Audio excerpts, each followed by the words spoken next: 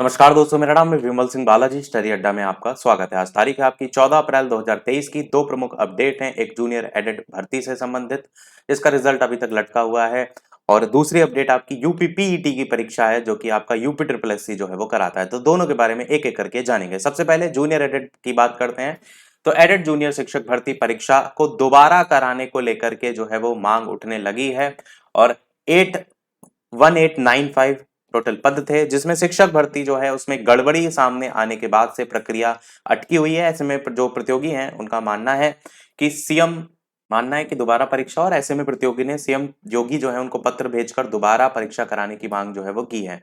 जो प्रतियोगी छात्र प्रतिनिधि मंडल हैं, उनके शीतला प्रसाद ओझा ने यह भी बताया कि पत्राचार के माध्यम से मामले की जानकारी मुख्यमंत्री को भी दी गई है, जो पेपर में धांधली हुई है उसको लेकर के। और जो भर्ती है, शिक्षक भर्ती, उसकी परीक्षा में कई ऑलरेडी विवाद भी चल रहे हैं, जिस कारण पूरा मामला न्यायालय में अटका हुआ है। पहली बार एडेड जूनियर स्कूल जो है इसमें सीधी भर्ती, जो सीधी शिक्षक भर्ती है, उसके लिए विज्ञापन जारी हुआ था। तत्कालीन सचिव परीक्षा नामक प्राधिकारी संजय कुमार उपाध्याय के भ्रष्टाचार में संलिप्त सामने आने के बाद उन्हें जेल भेज दिया गया था। उसके बाद जांच के दौरान कई अभ्यर्थियों के नंबर भी बदल गए थे, कई का परिणाम भी अमान्य घोषित कर दिया गया था।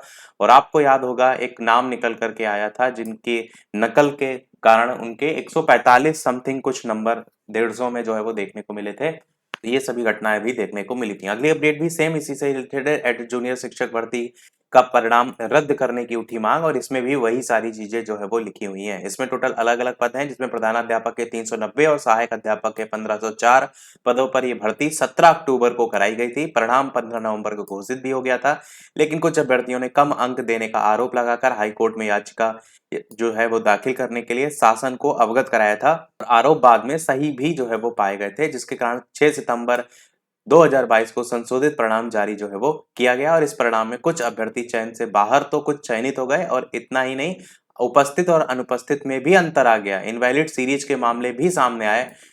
कुल मिलाकर के बड़े नंबर पे यहाँ पर भ्रष्टाचार देखने को जो है वो मिला है। इसी कारण से परिणाम को रद्द करके प्रतियोगी जो हैं छात्र, उनके हित में फिर से परीक्षा कराई जाए। तो अच्छा निर्णय है, क्योंकि कहीं ना कहीं न्याय सभी के साथ होना चाहिए। अब बात करते हैं दूसरी अपडेट पीईटी परीक्षा को लेकर के। तो कट ऑफ के फेर में ज्यादातर अभ्यर्थी हुए परीक्षा से बाहर। पीईटी परीक्षा यूपी ट्रिपल एससी कराता है उत्तर प्रदेश अधीनस्थ सेवा चयन आयोग। और जब से ये परीक्षा आई है, तो केवल परीक्षा ये सरकार की कमाई का एक हिस्सा बन गया है, क्योंकि इसके थ्रू कोई वैकेंसी देखने को आपको नहीं मिल रही है। और अगला पीईटी की परीक्षा भी आपको जल्द ही देखने को मिलेगी। बाकी अपडेट में बताया गया कि सैकड़ों ईमेल जो है, संख्या में ईमेल भेजे जा रहे हैं। और क्या कहना है ईमेल में? अभ्यर्थियों का कहना है कि अधीनस्थ सेवन चयन आयोग की ओर से पीईटी में जो शामिल अभ्यर्थी हैं, उनके लिए विभिन्न प्रकार की भर्तियों का संचालन किया जाता है। आयोग क्या करता है? पदों की संख्या के मुकाबले 15 गुना अभ्यर्थियों को शॉर्टलिस्ट करता है। लेकिन ये जो प्रक्रिया है, उससे कम अभ्यर्थियों को ही शामिल होने का मौका मिलता है। खासकर कम पदों वाली भर्ती जो है, उसमें तो और ज्यादा अभ्यर्थी शामिल नहीं हो पाते हैं।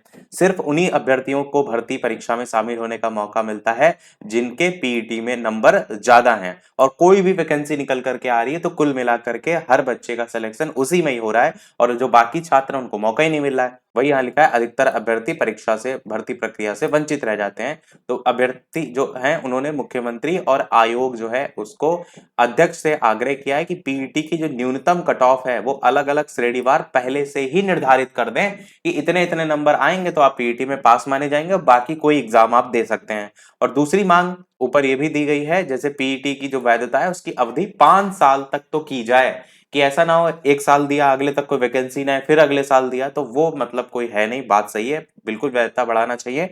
कमेंट में आप भी अवश्य बताइएगा कि ये दोनों वैलिड पॉइंट हैं कि नहीं है। बिल्कुल वैलिड है।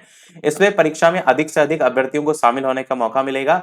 उदाहरण यहाँ पर एक यूपी टेट की परीक्षा का भी दिया गया है। जैसे इसमें भी एक न्यूनतम कट ऑफ ऑलरेडी डिसाइड की जाती है ना, कि general 90 number, OBC SC ST 82 number. तो इसी प्रकार से पीईटी की जो परीक्षा है, उसमें भी आपका ये न्यूनतम कट ऑफ निर्धारित करना चाहिए, और पीईटी की वैधता अवधि भी कम से कम 5 साल कर देनी चाहिए। और इससे जो समय और धन है, वो जो है छात्रों का बर्बाद नहीं होगा। मानसिक परेशानी का सामना छात्रों को नहीं करना पड़ेगा। सैकड़ों अभ्यर्थी इसको लेकर के लगातार ईमेल भेज रहे हैं। देखते हैं क्या कुछ गवर्नमेंट इसको लेकर के, या यूपी ट्रिपल एससी इसको लेकर के निर्णय जो है वो लेती है।